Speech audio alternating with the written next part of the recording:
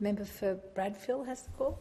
Thank you, Deputy Speaker. The opposition will not be supporting these amendments, which make very little difference to the fundamental flaws and weaknesses in this government's approach to the housing policy challenges facing Australia.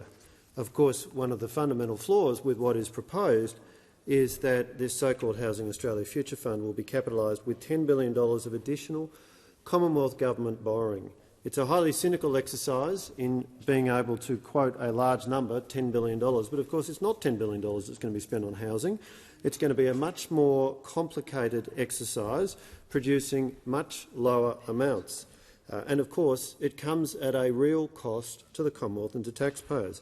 With a 10-year government bond at 4%, it will cost around $400 million per annum in interest servicing costs on the debt, and of course that will simply add to inflationary pressures in the economy. Critically, a very serious policy objection to this convoluted and complicated framework this government has devised is that this fund provides no long-term certainty, as disbursements from the fund will be entirely reliant on the financial performance of the fund's investments in equities and other financial products. If the fund had been established in the last financial year, the Commonwealth would have lost approximately $370 million on top of the $400 million in interest costs that the Commonwealth would have been required to pay.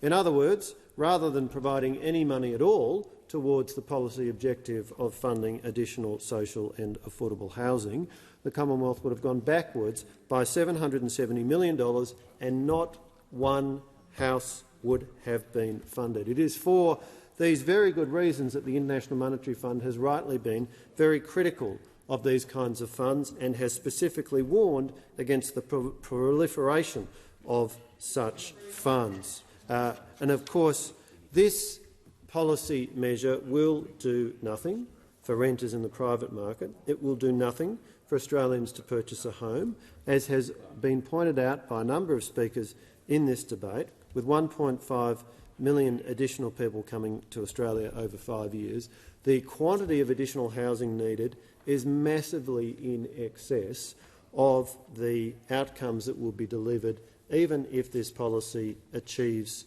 the high expectations that the present government has of it, although, as the Shadow Minister for Housing has rightly pointed out, there's every likelihood that those expectations will not be met at all. Deputy Speaker, the process that we've seen here is yet further evidence that the so-called Housing Australia Future Fund was an ill-thought-through policy hastily put together by a party, the Labor Party, that was looking for something that would help its members get through television and radio interviews being asked about housing, but does not go to the substantive issues. The policy does not guarantee that a single home will be built before the next election, and these amendments certainly make no difference to that fundamental flaw. This policy proposal, embodied in this legislation, together with the amendments that are put before the House this morning, will do nothing to help those first home buyers struggling to get into the property market. The government cannot say how many homes this fund will build, where those homes will be located, when the fund will first make a return.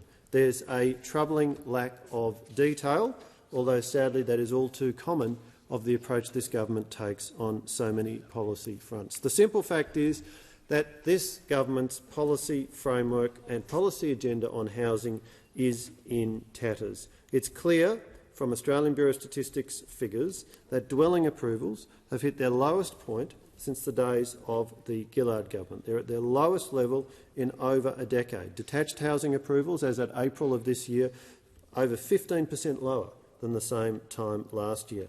And all the evidence suggests that we're going to see a further continued decline.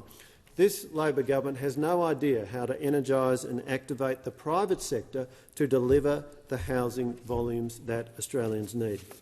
The reality is it has always been the private sector that has overwhelmingly constructed the great bulk of homes in which Australians live. And to address the housing needs of Australians, it is very important that the private sector is supported and encouraged to do its work. Of course, this government is putting all kinds of barriers in place of the private sector, including a new round of very troubling industrial relations changes. This policy and the amendments before the House today are not supported by the Coalition.